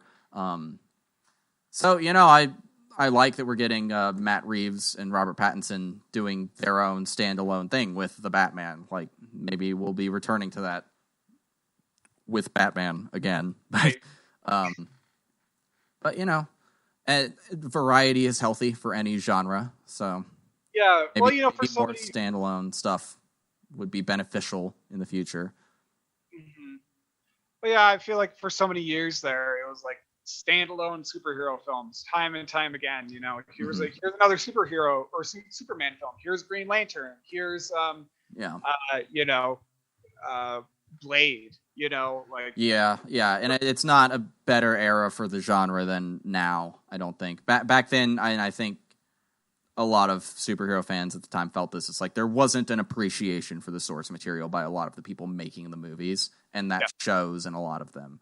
And that appreciation is there now, especially with Marvel and Kevin Feige. Like, the reason that mega blockbuster franchise works is because Kevin Feige knows his shit and he cares. Yeah. He's always going to take his time with it. He's always going to respect the source material and try and give the comics their time in the sun. Yeah, because it's like with anything, it's not just comic books, but adapting something to a movie requires a deep enough knowledge of the original material to understand what works and what will work carried over into another medium, which is why video game movies are almost always so bad, because a lot of the people making them don't know shit about the games they're adapting, so they don't know why the games are good. Like, look at Assassin's Creed. that Yes. movie completely misunderstands the appeal of those games. And it sucks. Absolutely. But It does. it's not good. But I think the Dark Knight takes liberties with the source material, as does the entire trilogy. But I think some people do disagree that it gets the core of Batman right. But to me, this is the Batman I grew up with. Yeah, I would absolutely. I keep saying absolutely. Whoops. That's just my mannerisms. But I would agree that this film is the epitome of what Batman is for me. Like, this is my brand standard for Batman. He doesn't kill people. He's out to put criminals behind bars and make the city a better place. You know? He does. I think he does kind of kill people in this movie. I realized when I was watching it. Those people in the trash truck in that chase scene with Harvey Dent, they died. He definitely, they're dead. At the very least, they have like traumatic brain injury. Yeah, and Harvey died, and that's an interesting thing too, because we criticize Snyder for his portrayal of Batman because he's a murderous psychopath, and I think that's a fair criticism. But when Batman indirectly kills Harvey at the end of this, I'm okay with it, even though it breaks the rule that I said was so important to me 2 episodes ago. And it's just it's the presentation of it and the circumstance of it that I think lets me give it a pass. I know that is hypocritical. I don't care. But how do you feel? Like, is it okay for you that in this, like, not justifying murder, obviously, we're just talking about this character and the conceit of the character, because he lets Joker live. Yes. But he has a choice to let Joker live. I don't know if he even really means to kill Harvey there. I don't know what his... Maybe he did. I think the more what he was trying to do is save the kid. You know, he was trying to save Gordon's family because they don't deserve to die. He's just a kid. You know, it's a kid. He's innocent. He hasn't really done anything wrong. So he, Harvey Dent has no right to pass a judge or a death sentence on a kid. I do think that scene's interesting though, because Harvey takes the chance to kill himself before killing the kid. Yes, Batman first, Harvey second, and then Gordon's punishment would be third, which I've always found that little touch intriguing to me. Well, yeah, it does kind of, it's because it does have a chaotic element to it, and at the same time, it has like a fairness to it. At the same time, the chaos being fair thing. That's another thing that's appealing to desperate people. Like, yeah, it's very fair that like he's bringing himself into the equation, like, and he's not giving himself preferential treatment after the other two have gone already. Yeah. I mean, he's not being fair in actuality, but and I do love the I make my own luck bit about his coin. I think it's because he starts off he determines his life with that coin toss, because he always puts the outcome he wants on heads, because it's double-sided heads, which is very clever. And then when he gets the coin back, then he leaves things to chance. Yeah, because the half is burned. Like, I thought that was cool. That's a good little thing. Yeah, adds a lot of emotional weight to every time he flips that coin afterward, because you know what's on his mind the entire time. Yeah, it's an excellent way to like place something in the story and use it as a character trait, and then show how the character has changed later on. To answer your question, in case I haven't already given a clear answer, but no, I don't think that Batman killing Harvey at the end damages his character significantly. Well, I guess it kind of does, but I don't think it's bad.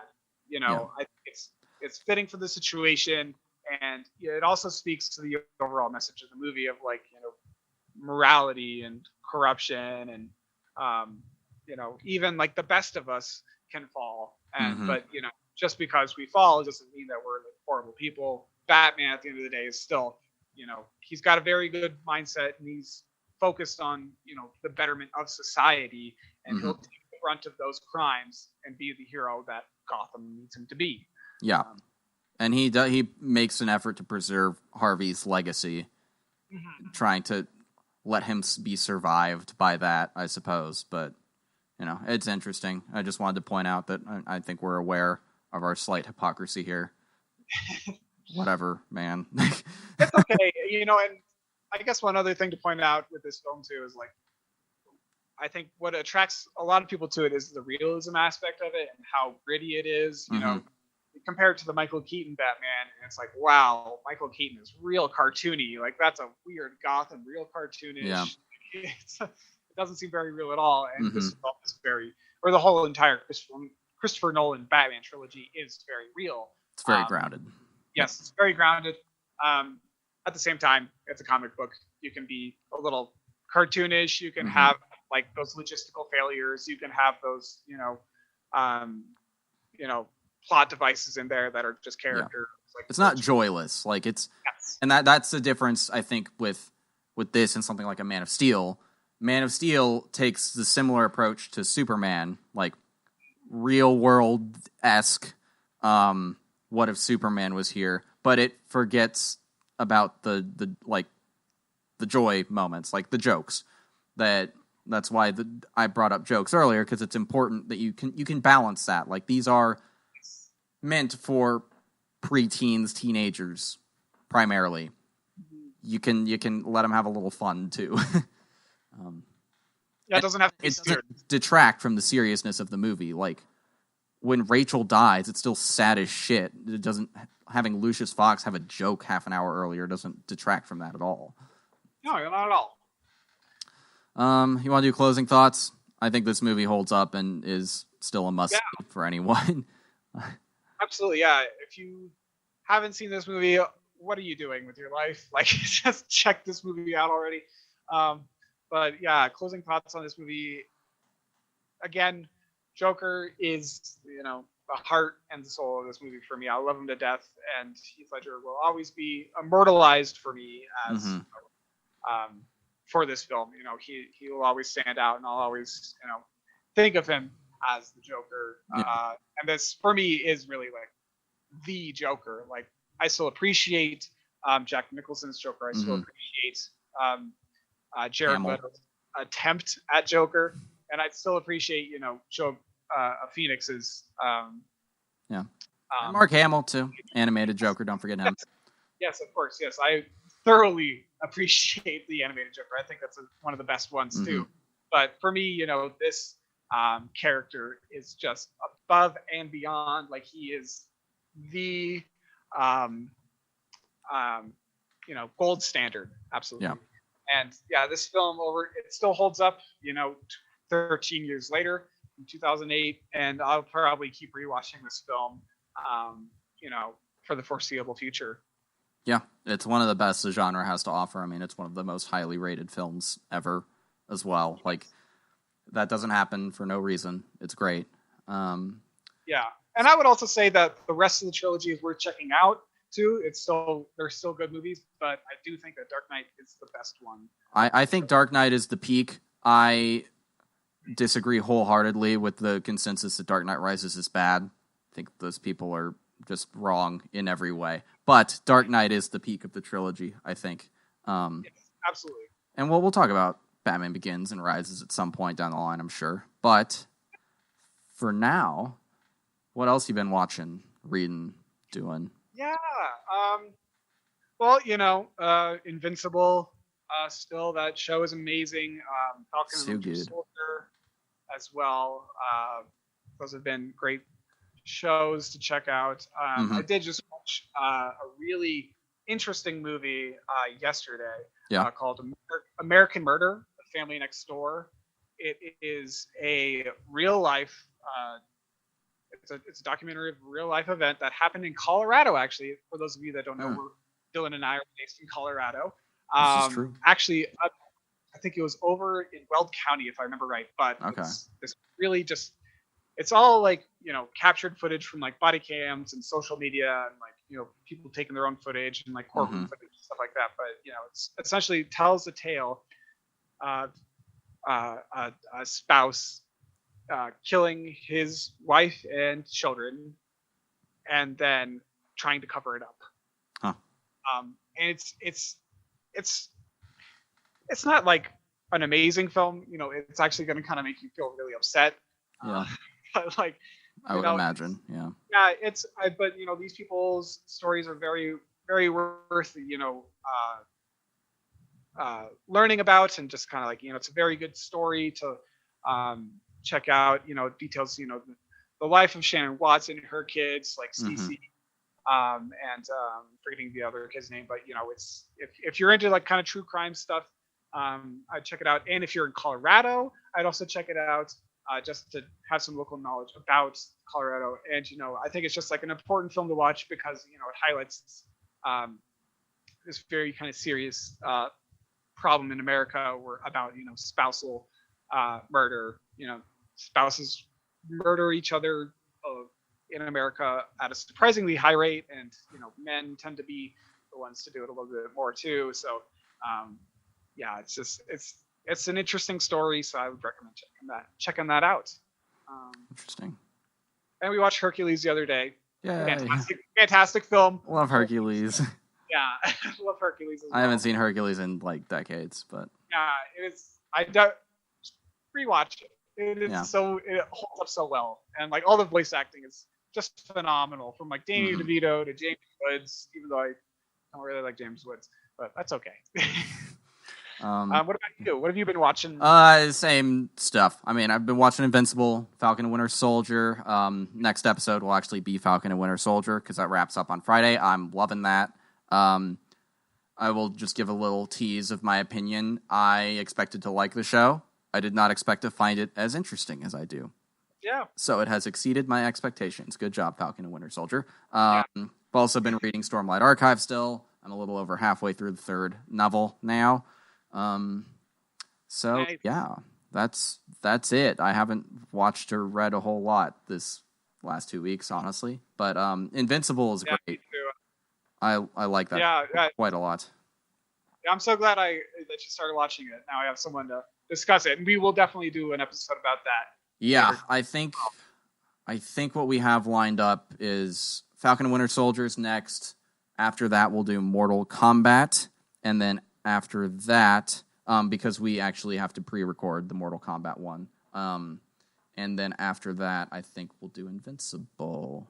So yeah, that's a little preview of things to come.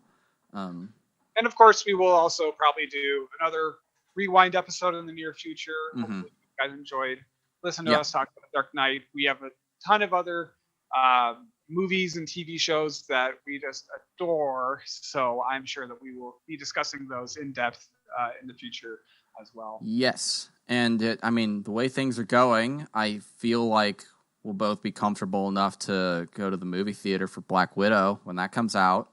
So, we'll play it by ear, but that would be exciting. So, we're going to talk about Black Widow in an episode. Surprise! Gosh, I haven't been to the movies here, over a year. It's so depressing to think about. It is, yeah. I found out this week, actually, you can, at least with AMC theaters, you can pay to buy out an entire theater for up to 20 people. Ooh, that'd be cool. And it's like, they have new releases you can do it for, and it's like $300 for a new release, which split 20 ways is not bad. But they also are doing like older movies, like the one in Cherry Creek. They had Back to the Future, they had Last Crusade, and they were cheaper. So like, you could get Back to the Future, buy out a whole theater for $100 total for 20 people. Like, so cool. How crazy is that? And I've been thinking, like, that's a great way to go see older movies that we never got to see on the big screen in a theater. That's a good idea. Probably going to be doing that at some point. But we have talked long enough to you guys. Thank you for listening if you have made it this far.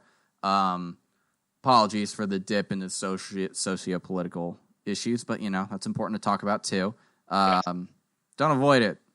Learn. That's a big thing. But we will see you guys in 2 weeks. Until then, Niles, where can people find you online? Well, of course, you can follow us, or the Play Pause, Rewind podcast. Thank you. On Instagram. Play Pause Rewind _ pod is what it's called. Oh, and we're posting about movie news headlines on there. Yes, we cut that out of the episode, so we started putting those up there. Yeah, we want to just mention that stuff going on our Instagram feeds and stuff like that. But I think we also have a Twitter. Do we? I don't know. Yes, we do. It doesn't do much, but it's there. But anyways, you guys can find me online at Niles Got No Styles on Instagram. Dylan, what about you? Where can people find you? Find me on Twitter at D-Day Movies and on Instagram at DylanD1026. Also, I have my YouTube channel, D-Day Movies, most easily reachable through my Instagram or Twitter. But I make my own little more edited videos on there.